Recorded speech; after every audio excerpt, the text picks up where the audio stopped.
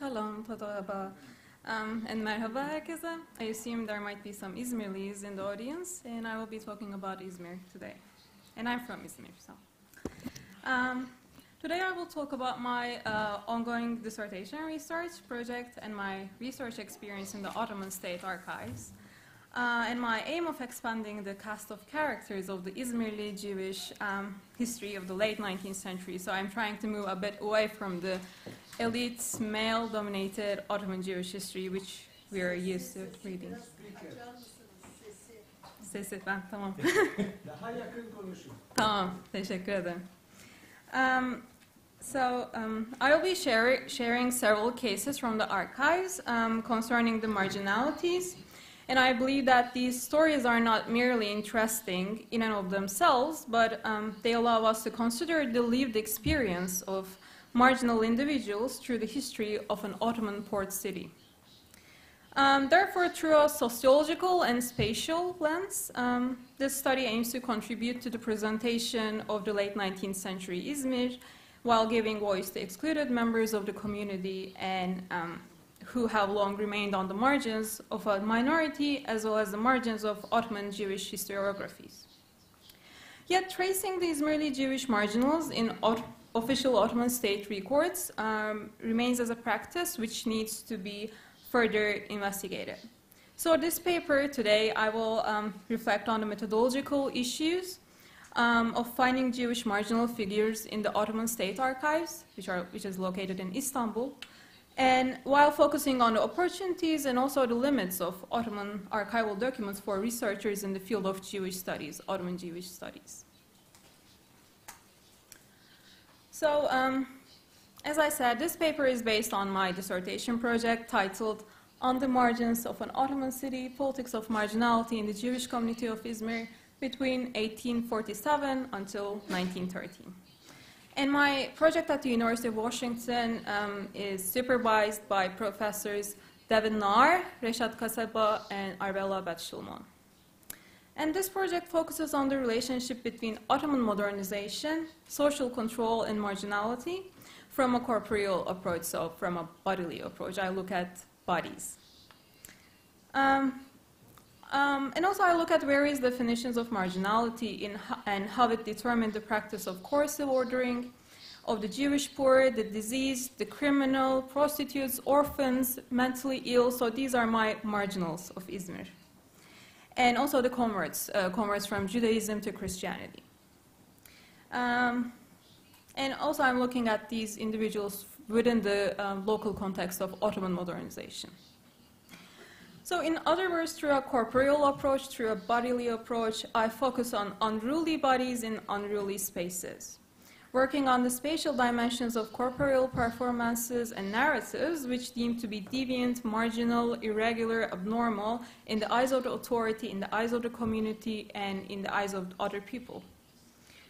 And I argue that any discussion of people who are excluded from the community and also from the society physically or discursively in an Ottoman urban setting is bound to incorporate Ottoman modernization of the 19th century as a reminder of efforts to define and create new forms of idealized bodies within the emerging forms of modernity. And my main question is, how did marginal Jewish bodies move and take up space within an urban Ottoman setting, and how the authorities respond to those bodies? Methodologically and theoretically, this study draws upon fields of the history of the body and sociological theories of deviance and abnormality, and seeks to expand the existing Ottoman Jewish historiography. Theoretical cues from the theories of body and sociological theories, they enable me to study the corporeal, the body, to determine the ways in which marginality was embodied and enacted in an Ottoman urban context. So my main argument, which is still in progress, is that these Jewish marginal and deviant bodies cannot be understood as ahistorical objects. They have their own histories. They are not only marked by social gravities external to them, but are the products of the very social and political arrangements of the historical period itself. Therefore, I believe that the reconfiguration of the anatomy of a Jewish community through its marginal members requires expanding the cast of characters of the local community. First, to disprove the myth of monolithic Jewish communities. They were diverse within themselves. And the discovery of these individuals, these marginal individuals, and their stories in the archival records supports alternative historiographical models to reveal nuances within prevailing paradigms in entangled histories of modern Jewish communities and the Ottoman Empire. I hope you see a map from 19th century, map of Izmir. I don't think you can see the details, but to give a brief historical background of the Jewish community of Izmir, which is also known as Esmirna or Smyrna, it can be said that Jews were active participants in Izmir's rise to prominence as a Mediterranean port city beginning in the 17th century, as they received benefits from the generally favorable conditions that surrounded the city. Nevertheless, even in the times of Izmir's growing prosperity, Jews remained numerous among the city's poor and working class. Their situation worsened starting from the 17th century due to the gradual impoverishment under the bearings of the political weakness of the empire. Within time, these individuals' marginality was perceived as a deviance, which was both caused by and resulted in crime, poverty, and violence. In return, they received strict policing and punishment, both from the Jewish community, the communal leaders, both secular and religious, and also from the Ottoman state. And this all happened within the limitations and within the context of Ottoman modernization. And in the existing literature, discussions of 19th century Ottoman cities, they center around changes in administrative models, penal law and practices, public health and hygiene, and overall state's assumption of greater responsibility for the welfare of individuals.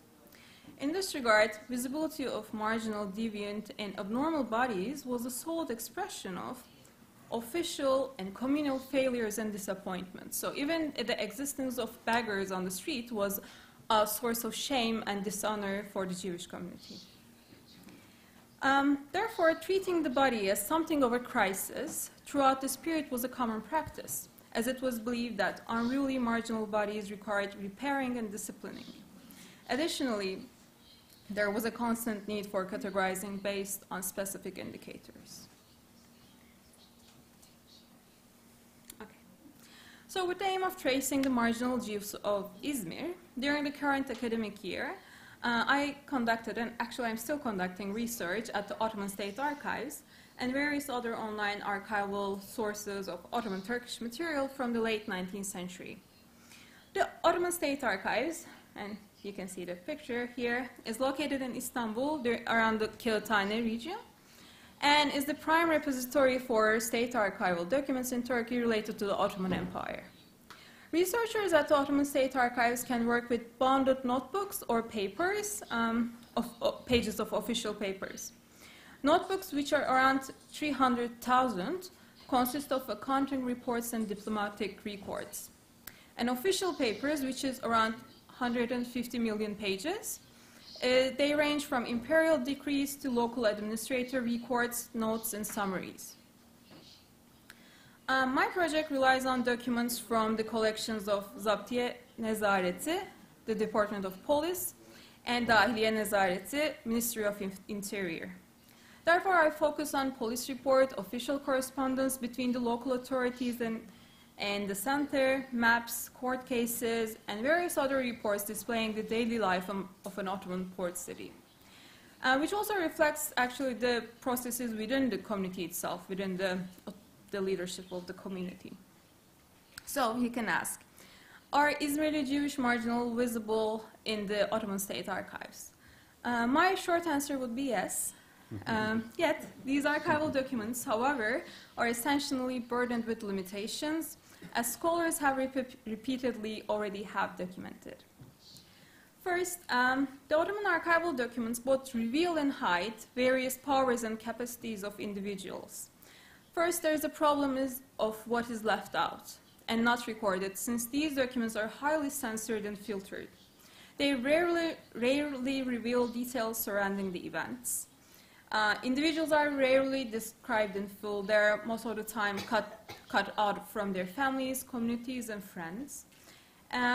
So they're just displayed only on the one side of their identity. So if we're talking about a prostitute, we only know that she's a prostitute and that's illegal. We don't know about her family, her relations, or anything else. Also, these documents mirror the already existing stereotypes related to individuals. Thank you so much. And these documents are not politically neutral. They were chronicled through constructions of power, and the discourse of the state is visible in the text. That's another thing. And lastly, the aftermath of the narrated events is left out. Most of the time, we don't know what happened afterwards. Therefore, I believe that the lived reality of life in 19th century Izmir is best explored by complementing official state sources with archival records out of the traditional body of documents. In this way, we can look deeper beyond the immediate meaning and interpret the circumstances that permitted and produced these marginal individuals. Actually, above-mentioned shortcomings are true for each and every archive. And researchers working on non-traditional historical figures have to incorporate different types of archival materials in the case of lack of access to first-person narratives. So I don't have any first-person narratives of an orphan, actually, yet. I couldn't find any. Yet, how to overcome the obstacles of state archives? First, working with a wide array of sources is one of the solutions, since it allows us to see the various conceptualizations of the concept, for my case, the Jewish marginal. So I can see what it meant to be a Jewish marginal from different points of view.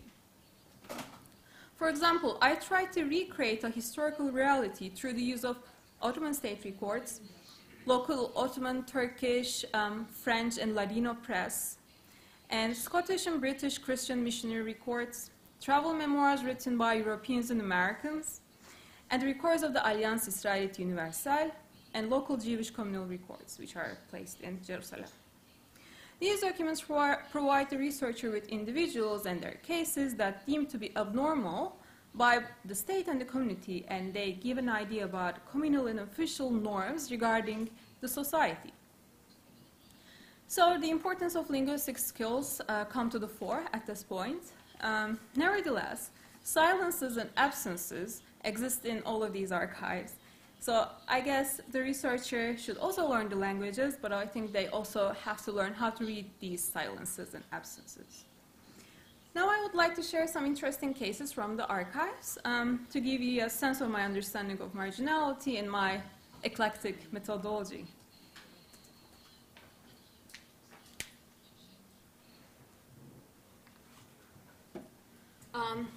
For the last 7 months, I've been conducting archives and translating material from Ottoman Turkish to Turkish, then to English.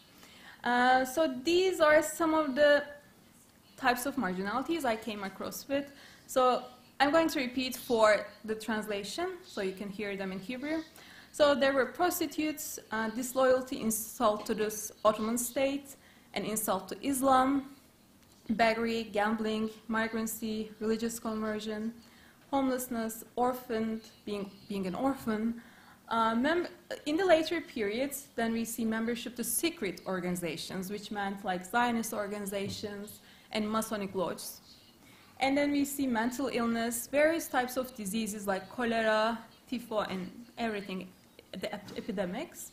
We see bodily disabilities, addiction, addiction to hashish, and addiction to alcohol, and intermarriage, marriage between Muslims and Jews, and Muslims and Jews and Christians. And then we have even slavery, Jews being involved in slavery business. So, due to the time limit today, I will not be able to present detailed analysis of archival cases, all of them, yet I would like to focus on a couple of them. So these documents are from the archives, and they're written in Ottoman Turkish. And I would like to start with mental illness. Mentally ill Jewish individuals were the source of the problem, both for their families and their community, and also for the state, especially during the late 19th century. since because of the overcrowding crisis of the central mental asylum at the imperial capital Istanbul. So they didn't have any place to put these people in. Several documents from 1880s show the experience of especially mentally ill Jewish women. One of them was named Mazalto. And their placelessness, since the community decided not to take care of them anymore due to their violent behavior. In this case, I complement the official state documents with medical legal documents from Turkish and European medical personnel and travel memoirs focusing on the mental asylums of the empire. Therefore, the Eurocentric and Orientalist tendencies of material corpus created by the Europeans can be relatively nullified by Ottoman state-centric narratives. Furthermore, the inclusion of Jewish communal records can provide the insider rear, which I plan to do next year while being settled in Jerusalem. Another marginal group was orphans. They were titled as bastards, pitch in the official documents. And it was another source of problem both for the central state, local administration, and communities, and also for the Jewish community. Throughout the 19th century, in Izmir, leaving an unwanted baby, which most of the time the baby was born out of wedlock, they were put in front of a synagogue, a mosque, or a church, and it was a common practice. A document from 1896, written by a local state official, shows that babies left without any signs on them, displaying their communal identity, led to a social and political crisis in the city. Which community should take care of the baby and bring her up according to the religious commandments was a burning question. And these babies in question, with their complex and unknown corporeal, ancestral, and communal ties, was a threat to the social dynamics. In this case, for my project, while tracing the Jewish orphans, in addition to tracing them in the Ottoman state documents, I also consult the Jewish communal archival records, again, located in Jerusalem. Lastly, I would like to mention the diseased Jews during the late 19th century. Although the epidemic diseases have prevailed a couple of times throughout the 19th century, the cholera epidemic of 1865 devastated the population with a mortality rate up to 70%. In a report that was written on February 26 by a local official, Ottoman official, he urgently called for the delivery of the requested tents for the deceased from the central government in Istanbul. The second letter, written nearly a month after, stated that the cholera was fast spreading in Izmir, accompanied by various other diseases. From the language and style of the letters, it is apparent that they were written quite rapidly, lacking the commonly used phrases and terms in Ottoman official communication. The intention of the local government of Izmir was to remove the diseased Jews from the Jewish quarter, which was believed to be the source of the disease, and 500 tents were placed on the hill of Mount Pagus, placed on the outskirts of the city. And approximately they housed more than 1,000 infected Jews, whom fates we still don't know today. Yet we get detailed accounts regarding both the spread of the epidemic and its treatment through Scottish and British missionary records. So in addition to bringing marginal figures of community to the fore, a detailed archival research also enables researchers to question the authority and respectability of certain communal leader figures within the context. In other words, contrary to the dominant view, it was not only the poor and marginal who got involved in illegal practices. In 1866, Rabbi Avram got involved in fraud while distributing the collected charity money for the poor Jews in Izmir. In 1899, the headman, the Muhtar of the Jewish community, Mordechai Chazan, was put on trial for fraud, specifically for forging official documents, shahadatnames. Due to their malpractice, both were dismissed from their positions and titles. Therefore, abuse of official power is a practice that researchers can also trace in the Ottoman archives. In the Ottoman context, any classification based on the millet system framework tend to fall into the trap of monolithic conceptualizations of religious and ethnic groups. The insider-outsider division was never rigid. as us, the Jews, was never monolithic, the other was neither. Similarly, marginalization processes were not static, they were context-dependent. In the case of Ottoman Jews, it was the impact of the imperial modernization. So, to conclude, 19th century Izmir was a world of differences, as it was a spatially and discursively segregated city. And I wanted to acknowledge this relatively unknown group of people, which sources kept drawing me back to. One of my purposes in this paper has been to rescue historical bodies from their isolation by linking them to the spaces of everyday life, as these bodies were the products of and direct outcomes of the very social and political composition of the period itself. Thus, if Izmir was a microcosm, intracommunal exclusion of the marginals was the element for maintaining the cosmic order. In this regard, I believe that the concept of marginality leads to a new vantage point for historical studies, for resounding silenced voices from the past. Through the accidental, the unique, and the collective, accepting that these marginal individuals existed, suffered, and also part of a multi-layered Jewish history is both an academic and an ethical pursuit. Thank you.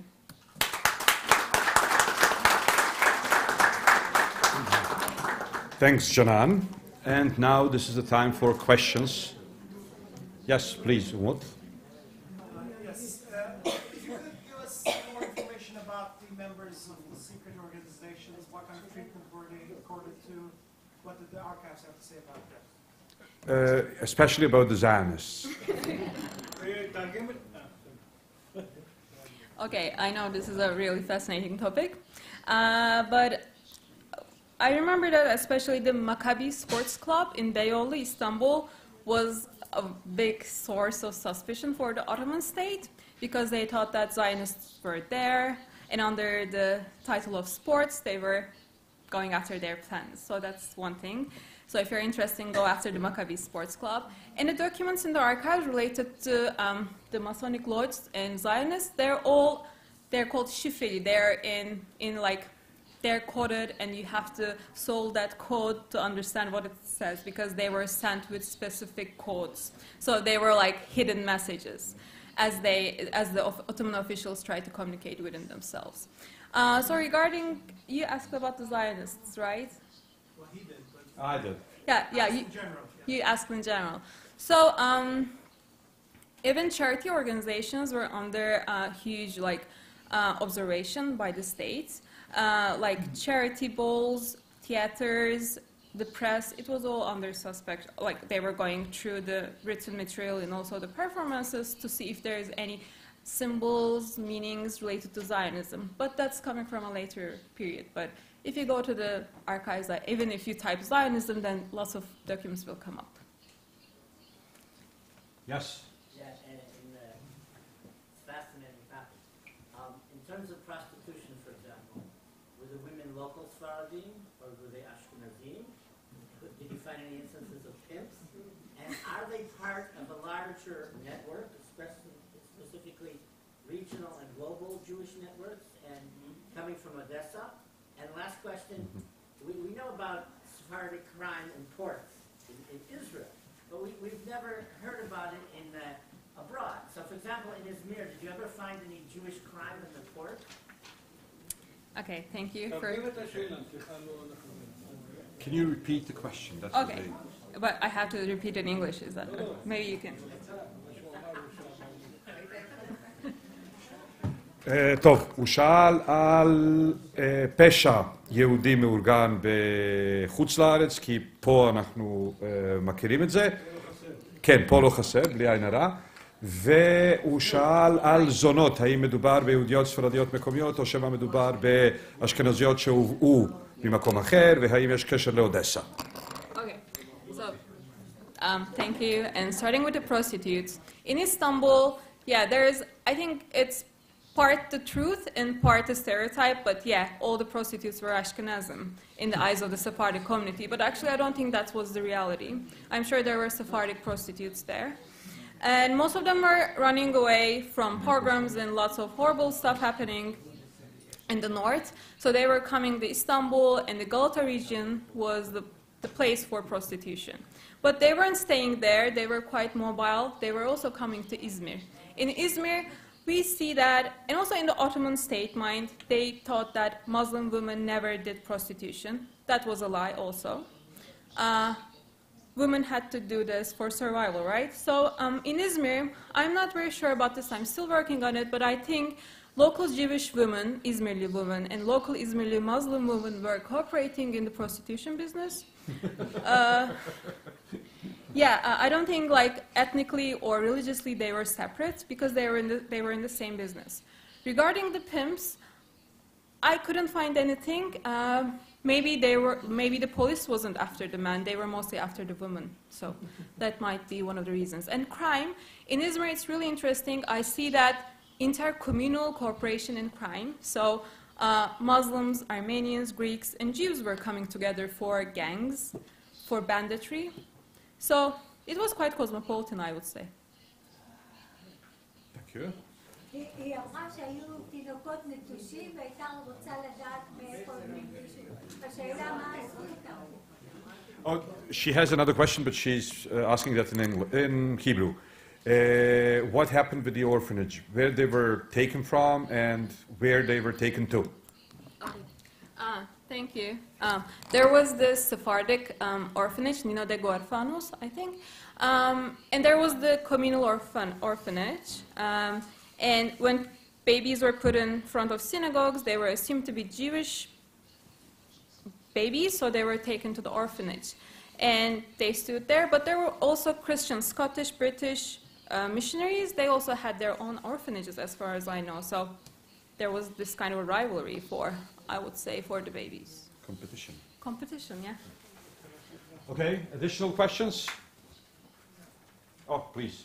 Were the orphans adopted at the end, or they just stayed forever there? I know that they were given some courses, like girls tended to be turned into nurses, or they learned about house economics, and boys were given next to some blacksmiths and things, but I'm not sure if they were adopted. Probably not. Probably they tried to survive on their own. Additional questions? Well, if not, thank you, Canan. Thank you.